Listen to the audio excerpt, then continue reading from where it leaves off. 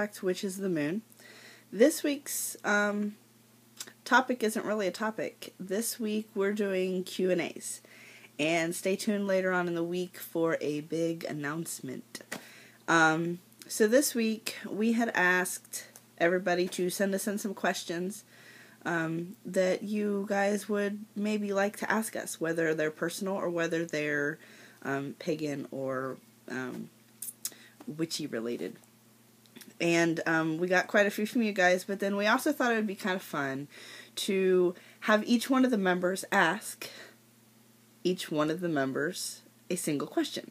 That way, not only can you guys get to know us a little bit more, even though us members are, pretty close, there's always questions you have, always questions.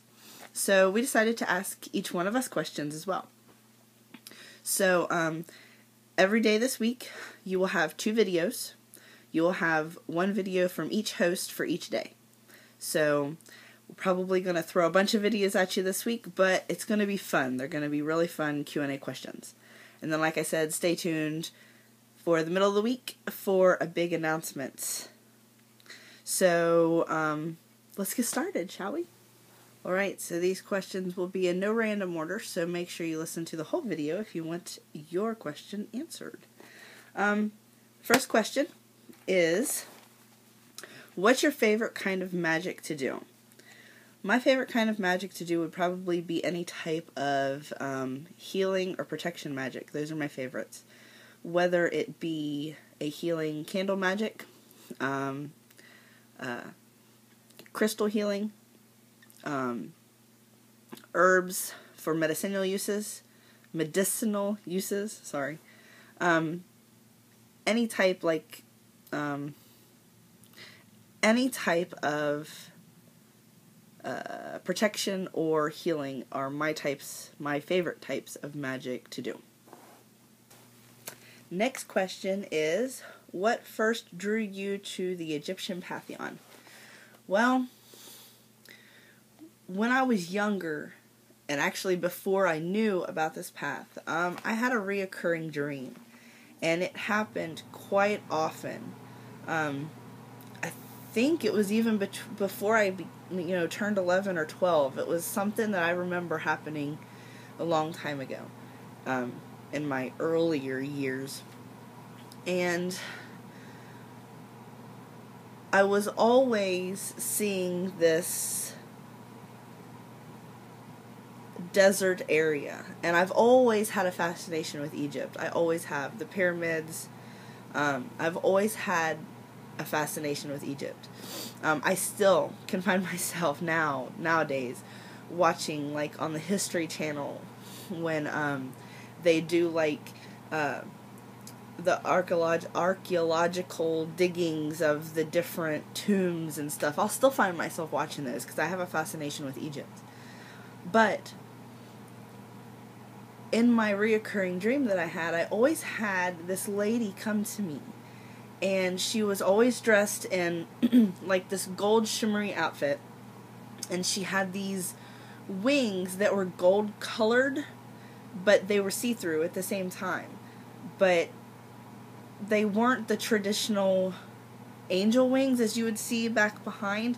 They went straight out and down like feather, like wings, for bird wings. And I never really knew who that was, other than me seeing her in my dreams. Then once I actually found out about paganism, and I started learning about the different gods, and that's when I found the Egyptian pantheon. And when I started to do more research on the pantheon, I came across Isis, and it was like a light bulb just went off in my head. I knew that is who I've been seeing in my dreams. And I knew from that moment forward, like I said, it was like a light bulb that went off in my head. I knew from that moment forward that she had been coming to me for years, even when I was little, because she is who I always remembered. And I still have dreams of her this day. They're not the reoccurring dreams because my life has progressed since then. But it just all clicked. But that's how I came into the Egyptian Pantheon. Was I've always had it in me. I just never knew about it until I found this religion, paganism or Wicca. And when I found out that that there were more than, gods and goddesses that you can look to and learn from, that's when I found the Egyptian Pantheon, and through that brought me to finding out who this woman was in my dreams all these years, and it was Isis all the time. Right. The next question is, tell us something odd or weird about yourself that very few people know about.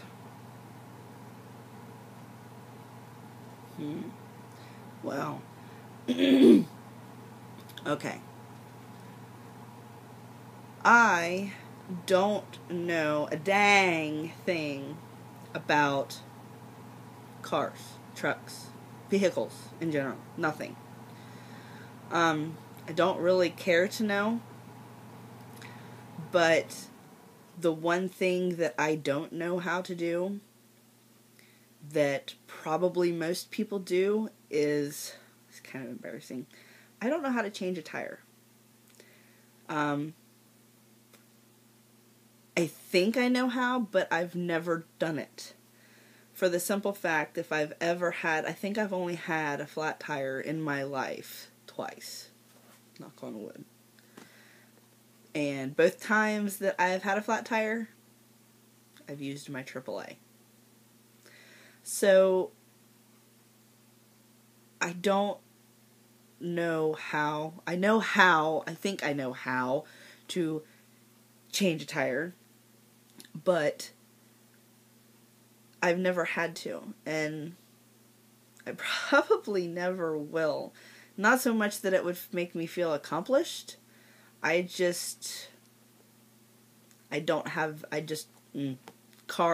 just aren't my thing. Changing oil or putting oil in my car, yeah, not happening. So that's probably the weird or odd thing, because probably most of you, and especially if you're a guy, you're probably going, oh my gosh. But I've always been like this, and Brian, don't judge. I just don't, I just never. But you know what's funny? When I was in school, we had the opportunity to go to a vocational school. And in my freshman year, we were given the opportunity to go to this school and do a tour of it. And one of the classes in this school, and it's probably available to most vocational schools, is auto body repair.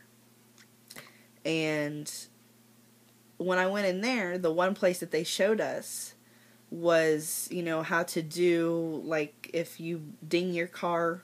Okay, say you're in a small accident and you just have a little fender bender, and they show you what you need to do, bang it back out, sand it back out, smooth it out, then paint it. That interests me. I obviously changed course, but that interests me. But I don't know how to change a tire. I think maybe that's not a good thing. But yeah, that's good enough. Alright, so the next question is, do you feel that there has been a difference in your spiritual practice since you have started practicing more with your husband? If so, how? As some of you may know, my husband has started practicing Draconic Wicca. And I don't really mess with the Draconic part of his practice, because even though I know dragons are protectors, they still kind of freak me out a little bit, because to me they're quite, what's the word? They're very intimidating for me. Mainly because I don't want to piss them off, because I know it will backfire big time. But when him and I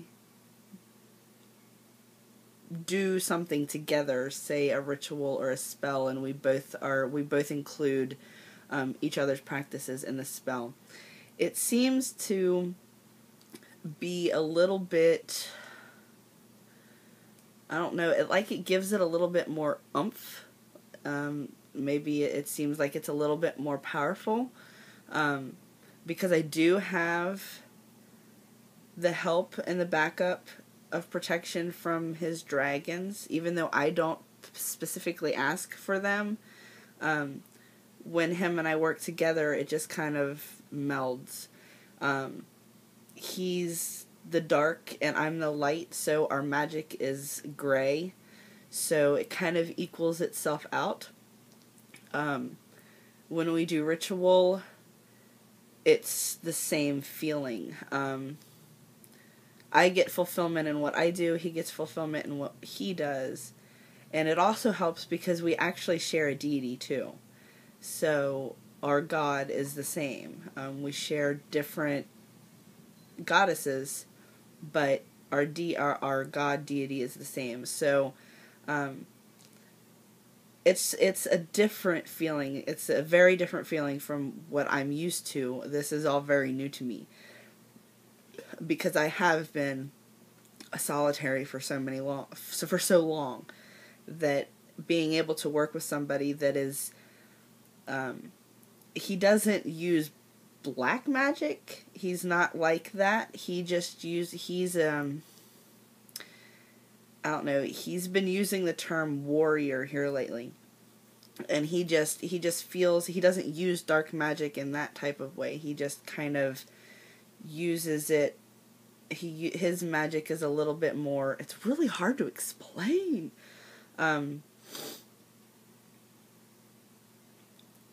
His magic is just more masculine, I guess. I guess that would be the best way to explain it. But it's like more powerful, or more, it feels like a little bit more of an energetic magic, that things kind of move along a little quicker, and we do get the results that we wish and that we're hoping for. So it's been good so far. I know it's not always going to be like that, but it's been good so far. So that's really the difference when practicing, because I've always practiced by myself for so many years, and then when we started practicing together, I've had to learn how to balance my magic with his in order for it to work. So that's how. Okay, so the next question is there anything on my path that I haven't tried that I would want to try? Well, yes, actually. A while back, a few months ago now, I was in a group on Facebook, Ruins 101, and I only got about halfway through it before my life really got hectic, and I had to leave it.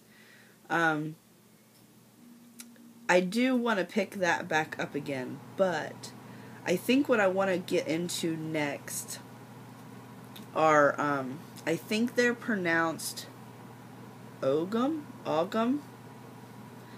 and I don't know much about it, and that's probably why I want to look into it next. I think it is kind of like ruins, but I know that they're different. They have, I think the more traditional ones that I see are on different woods, and the symbols have a correspondence to the wood. For a while, Joey Morris was actually doing videos based, I think it's called Ogum. I guess they're runes too. And I watched a couple of them, and it kind of got me interested in them a little bit. But other than that, I don't know about them all that much. So that's that's what I'm thinking I would probably like to try next, is those Olgum ruins, if I'm saying it right. I know what I'm thinking about. I just don't know if I'm pronouncing them right. But that's what I would want to try next. Next question is, how did I come to my path, and did you know from an early age? Well, I've shared this story before, and I'll try to make it quick. When I was 12 years old is when the movie The Craft came out, and it's still my favorite all-time movie. I love, love, love that movie. But when it came out, I watched it and watched it and watched it and watched it, and I just loved it so much. And I wanted to do my own research on witchcraft, and when I did, I realized and found that there were books upon books upon books that you could find and read up on it. And I brought it to my attention I brought this to the attention of my mom, and I told her that I wanted to go to a bookstore and look for a book. Well, the next time we were at our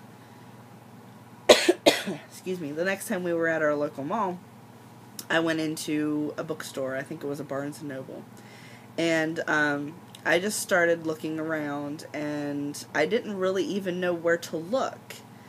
But I knew of a name, Silver Ravenwolf. And so I felt kind of weird walking up to the lady behind the counter and asking her where I might find books from the author Silver Ravenwolf. And she pulled it up on the computer, and she told me to look in the New Age section. So when I went over there, I looked, and the very first book that I seen and I purchased, well, my mom actually purchased it for me, was Teen Witch by Silver Ravenwolf. And I know she's very controversial to people. Some people love her, some people hate her. I liked her. She was the first witch that I knew of. I still like her. I still have quite a few of her books. So, how old was I when I came onto my path? I was about 12 years old. 12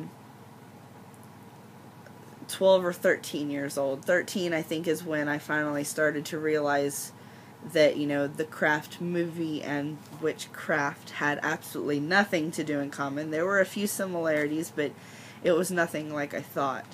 But the more that I read into it, the more it just started making sense to me, and that's how I found my path. And I was about 12 or 13 years old. Okay, next question is it possible for an unborn child to have a spirit guide? Ooh, well,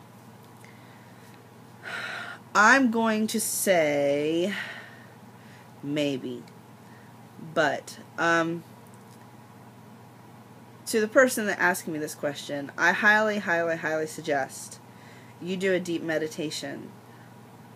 And if you have a spirit guide, speak with your spirit guide and see what your spirit guide has to say. Mainly because you will find insight on what it is through your spirit guide, because they will know, especially since it's unborn, because it lives within you, so your spirit guide will know what's going on. So what I would recommend is for you to go ahead and do a meditation, get in contact with your spirit guide, and ask questions. You will get your answers. Just be careful. I don't want to go into anything over here. You know who you are that asked this question, and you're welcome to talk to me privately if you wish. But my recommendation for you, and I actually did ask the other members about this, and they all pretty much gave me the same information. Just go ahead and do a meditation and get in contact with your spirit guide, and you should find the answers that you seek through him.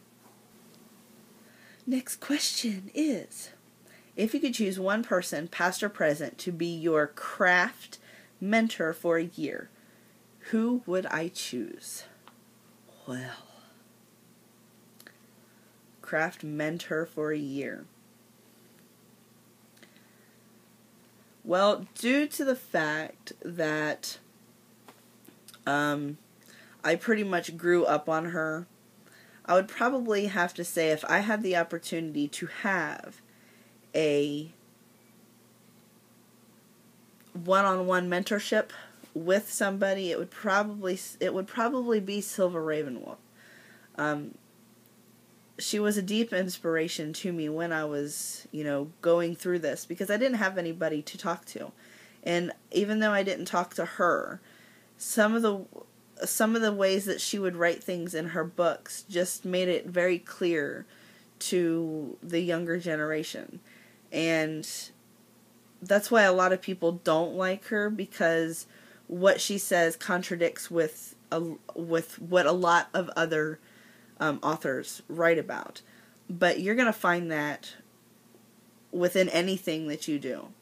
So it's all what you feel in your heart when you first find somebody that you can kind of connect with. And I've always kind of had a connection with Silver Ravenwolf because I understand her. Everything that she writes and everything that she talks about in her books just makes sense. So if I was able to have a mentor for my craft, it would probably have to be Silver Ravenwolf. Okay, the next question is, since you and your husband have different pagan beliefs, how do you work that into your home life, and will you both, or do you both, currently teach Bree? Bree's my daughter. And on a lighter note, what would be your ideal job? Okay, since my husband and I have we don't really have different pagan beliefs. We just practice a little bit differently because we're both Wicca. We're both Wiccans. I'm an eclectic Wiccan. I practice a little bit of everything, but I keep to my Wiccan standards. My husband is Draconic Wicca, so he works very closely with dragons.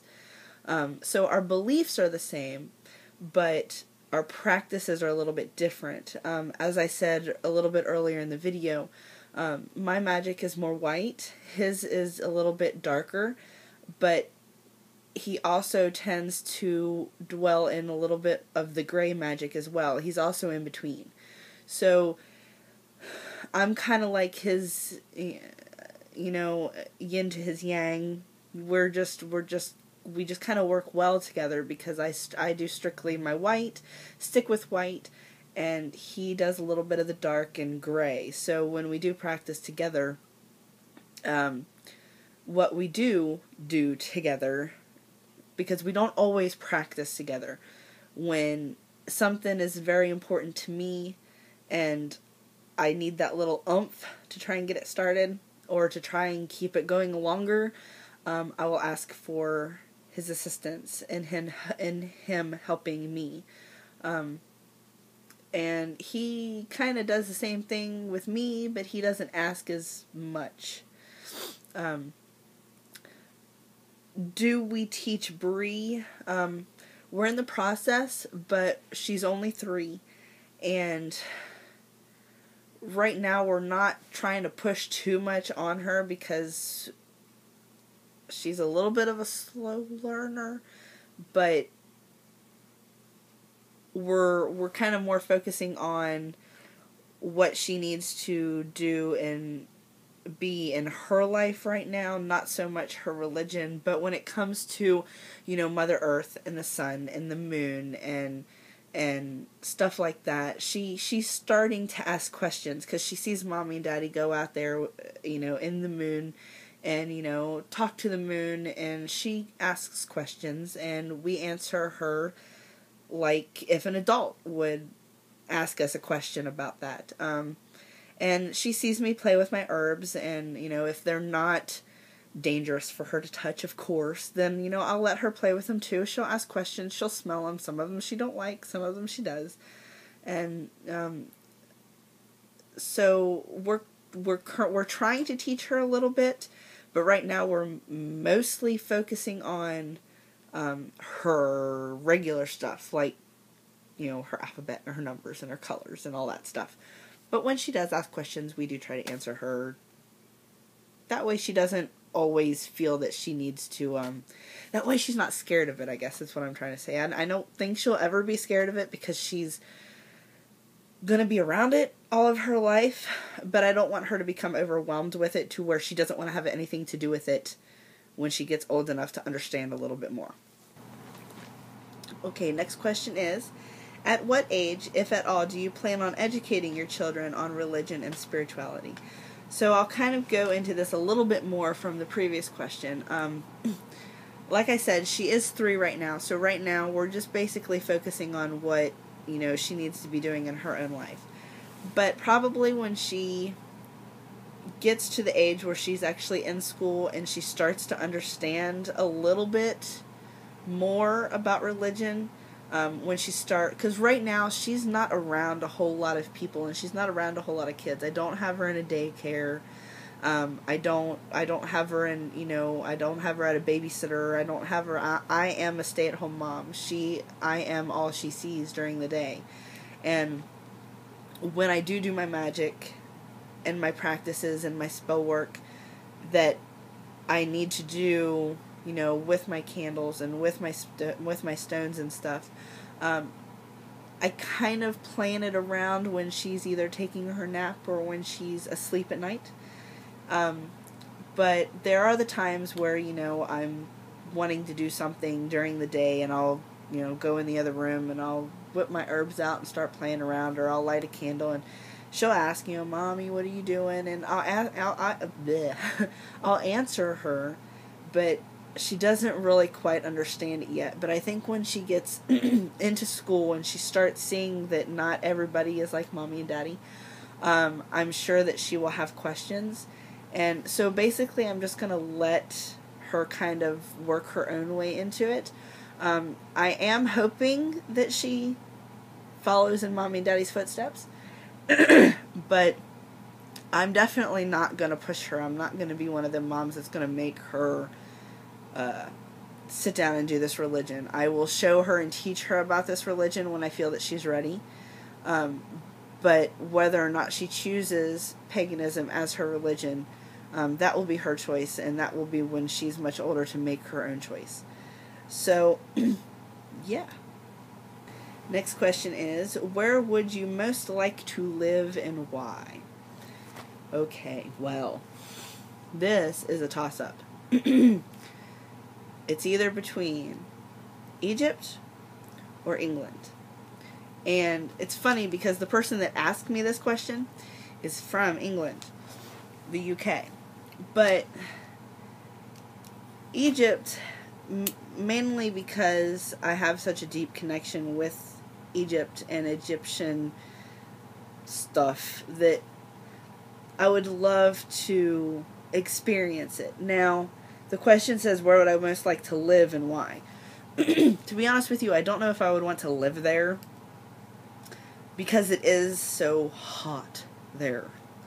So to probably truthfully answer the question would probably be the UK or England. And mainly I want to live there because in my eyes, the UK and England have such a deep connection, and their spiritual culture is just so much more than what the US has. To me, the US, if you're not of Christian belief, then you get judged for it, and that drives me crazy. But there's so much history and culture over in the UK and over in England that I think I would fit right in, other than the fact that I don't have an accent. But Stonehenge, oh my gosh, I'm so jealous of 2 people that I know because they're going to Stonehenge. 3 actually that are going to Stonehenge this year. If I knew how to teleport, oh my gosh, I would be there in a heartbeat because I want to experience Stonehenge so bad. But there's just so much culture, pagan culture over there And it's just, I would love to go there, to visit there, and I know that if I went to visit there, I would never want to come home. I just know it. I just know it. So, where would I most like to live and why? England, UK, because of their spiritual and pagan culture, mostly. Next question is, as a mother, do you think witches are born or made? Is Bree showing witchy signs? Well, I don't think they're born. So my answer to you would probably be that I think that they're made. Only because everybody has their own opinion on things. Everybody has, once they start to grow older and start to understand and learn things, they can make their own choices. So even if a person was born of two spiritual people, that doesn't necessarily mean that their offspring is going to be spiritual. If that was the case, then Bree would be spiritual. But because she's her own human being, and I know when she gets older she's going to be able to voice her own opinion, to me, witches are made, because not everybody... Sorry about that. So yes, to answer your question, I do believe that witches are made, not born, because everybody has their own opinion at one point in time. So that's my opinion on that. Now, is Bree showing any witchy signs? Yes and no. No, because she's only 3. But yes, because she is fascinated with stones, just like her daddy. Every time that we are able to go and spend a little bit of money and get some stones or crystals, she's all, what is that? Pretty, pretty, pretty. She just loves them. And if she has a tummy ache, she will go and ask her daddy for a stone to put on her belly. If she has a headache, she will go to her daddy and ask her daddy, can I have a stone to put on my forehead? Because Brian did that when she was little, when she was a little bit younger. So she's gotten used to that. So she's interested in that. And I think when she gets a little bit older and I let her play around with my herbs and do stuff, I think she'll become more interested in that too. But right now, the only witchy signs that she's showing is maybe crystal healing, because that's what her daddy does. Okay, the next question is, have you ever been in a spiritual slump? If so, how did you motivate yourself to get out of it? Yes, I have. I find myself in a spiritual slump at least once a year. And it's usually sometime in the winter, because I don't get to go out and, play in the dirt and play in my herbs and, be outside. And I don't live in a place that has decent climates. So yes, I do find myself in a spiritual slump. I usually find myself that way at least once a year in the wintertime. How do I pull myself out of it? Sometimes all I have to do is something as small as, if we have a good day, if I go out and pull some earth from the ground, bring it in, let it dry, and just something as little as sticking my hand in some dirt, or when I get motivated enough to make something like a bath salt or a bath crystal, something that's earthy signs, like the salt is a representation of earth.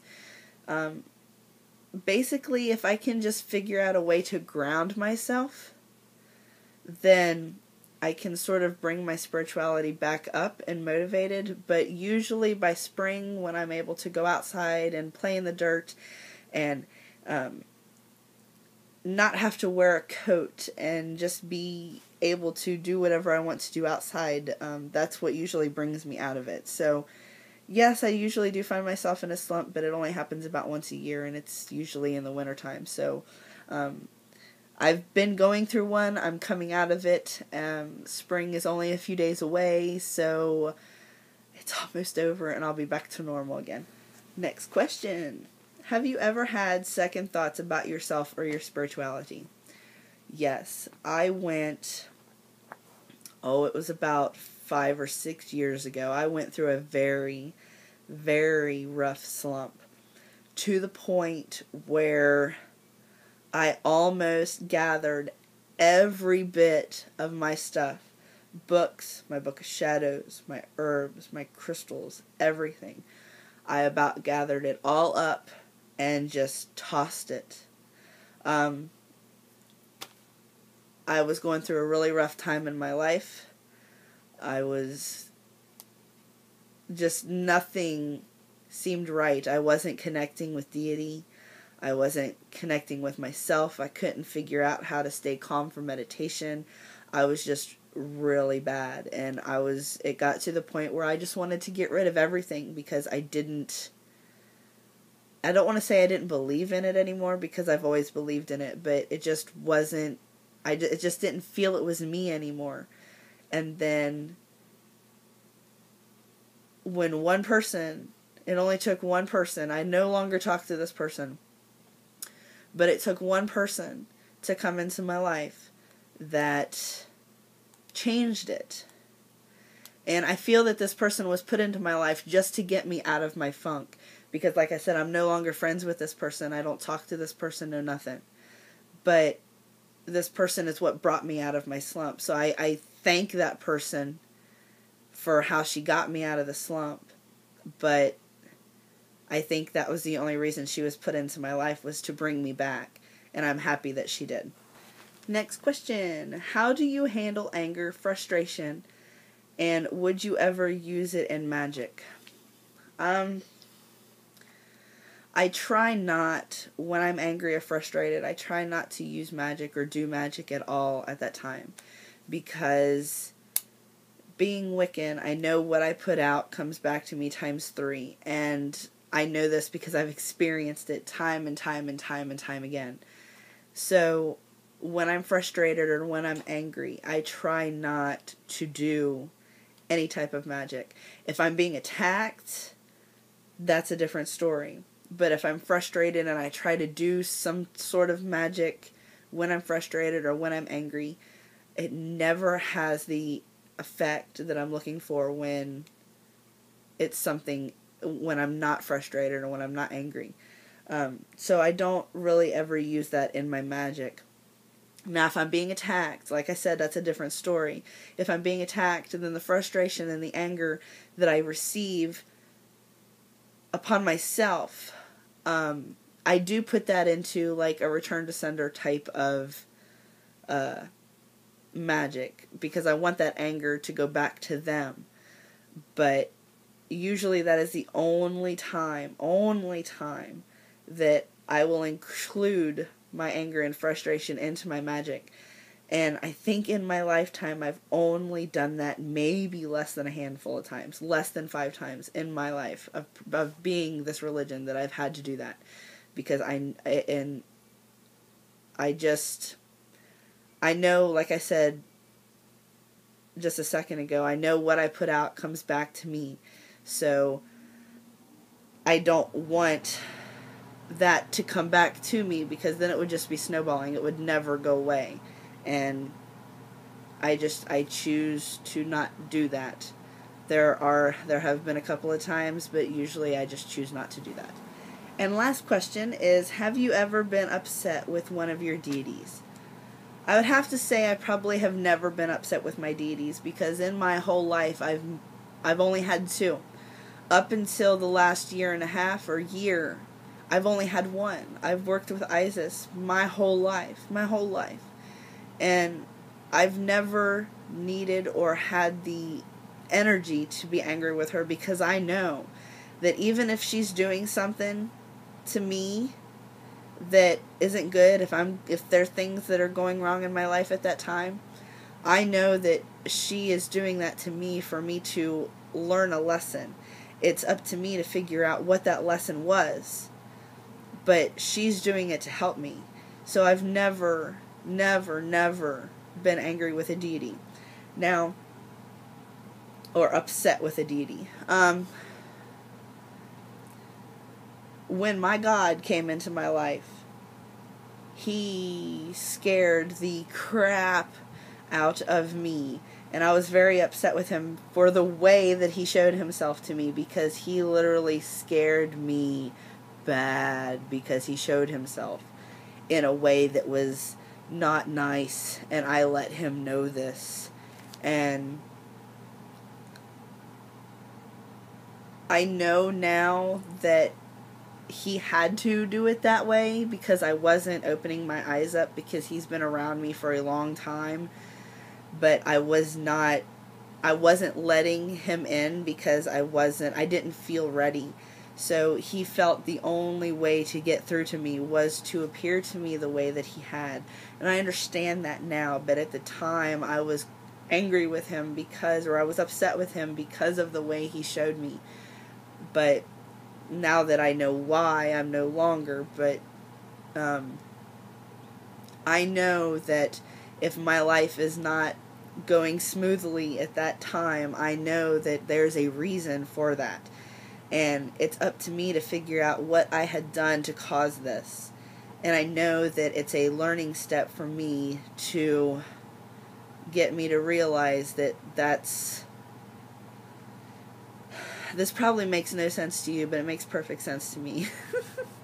But to answer your question, no, I've never really been upset with my deities except for the one time with my God.